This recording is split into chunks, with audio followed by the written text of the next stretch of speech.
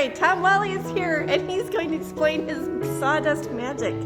I always tell people that I'm making sawdust. If you tell them that you're making a project, they may think, well, it doesn't look right, the color is not quite right, but it's real difficult. So this was, I had seen it in my mind. I knew what a trifoil was. Toyota's emblem is a trifoil. Okay. Three-dimensional, and I thought, I want to see if I can do something like that. I discovered that I wanted to do 4. So I've called it a quadrifoil because there's actually 4 loops in this.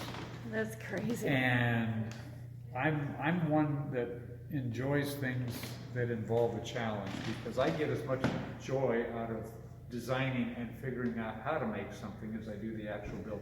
This was a challenge, big time. So there are actually 120 of these little sections. Each one of these is a section, if you would. Mm-hmm. They're all different. And within each section is 12 individual pieces. Of wood. Of wood. So what you see right there, what you see on the outside is 12 pieces. 1, 2, it's like a piece of pie, or like 3, a pie that's cut into 12 sections.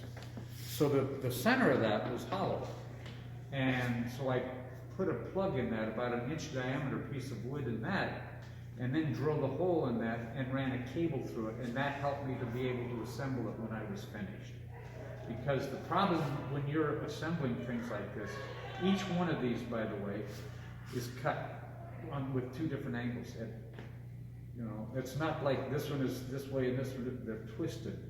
So it's a compound double angle, which was a challenge in itself. I can't even wrap my brain around that. But when you assemble things, glue acts as not only an adhesive, but as a lubricant. So they would slide. So consequently, that cable through that unifies that so they don't slide. And you said there's an actual 13th piece of wood in the center? Yes. And there's a round disc, about an inch diameter middle. So I built each one of these cylinders with the round pieces around it, and then drilled them out, each one of them, to fit that piece. So it's not super snug. I didn't want it too tight because you'll pop them apart. But it's glued in there with a center hole. Wow. And then the cable goes through everything like that. So it's not like you carved it, you actually just assembled it. I assembled it, but they were in sections. So after each section would be flat on the surface, all the way around flat. Well, that wouldn't look good in this. No. So that required a lot of hand sanding, and in some cases where they were major, I used a little carver. Oh yeah. To do that. Yeah, like in the inside curves and so on and so forth. But ultimately, it was all hand sanded. You can't use a machine sander, something you plug in with this, because how are you going to get in there with it? It's so fun. It's so hard to even trace it all, to follow all the loops and everything. And one of the things that drives me on these things, it's like I said the judge picked up on that. I want to see if I can do it. You know, in my mind I can see something, and sometimes on paper things work out good, but then when you go to build them, you run into issues that you didn't encounter. And I ran into a lot of those with this, because I have 2 large grocery bags of these sections that the angles were slightly off. And it's critical. The angles are very, very critical. There's 120 sections, each one with a separate angle. So there's 240 separate angles in this. In the whole thing. In the whole thing. There's 2. Yes. This has 2. You know, this one. Gotcha. So imagine 240 angles, and let's just say that you're a 1/10 of a degree off. You got a gap.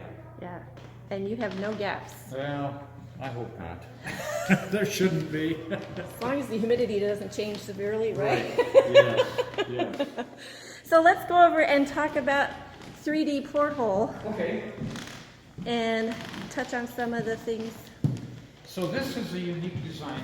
The Porthole concept is this, where you have something that's cut in, and usually there's a feature that's flat behind it. It might be sections of wood, but they're flat, or a picture or something like that. Okay. And if you kind of look at this, you'll see this one has features of the walnut on top. This one has features of the maple on top, Oh, and then walnut, I didn't and even, then maple. Such a nice touch. Yeah, so each one of these, and when you're doing them by hand, they're not all exact. They're close, so consequently they're all unique. But this was made in a series of pieces that were flat, glued together, and then I put it on the lathe, and you go in 1/8 of an inch, and then up 1/8, in 1/8, up 1/8, in 1/8, and so on. You want that because these are about, well, they're actually 110 thousandths thick, just slightly under 1/8 of an inch. And so you want them to be uniform so that it looks like a checkerboard. Okay. And so I had so much fun doing it on here. I thought, why not do it on the bottom as well? You're crazy. You're amazing. And if you're able to see inside it, and the lighting in here is really good, you can see. Since it's 3D, these are 1 3/8 deep. So consequently, you've got, if you come over on this side and the light is hitting one of these. Yeah. Isn't there. that wonderful? Right in there. I don't know if you can see Oh, that. yeah, that is heading. See that? My camera, the phone is casting a shadow. There you got it. Yeah. That So just they're blows smooth my on the mind. inside. I turned them when they were on the lathe. This was more of a sawtooth edge, but on the inside they're smooth. Oh, okay. Yeah.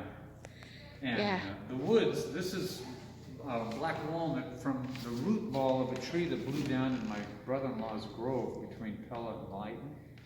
Yeah. And those are the natural colors. A lot of times you'll see walnut that it almost, compared to this, looks bleached. Yeah, yeah, This is yeah. black walnut. That is really. Iowa is world known for black walnut. Uh-huh. And you can see the graining in this. Uh-huh. There's a little chatoyance, a little uniqueness to it, and Yes. that's simply because of where that was in the tree.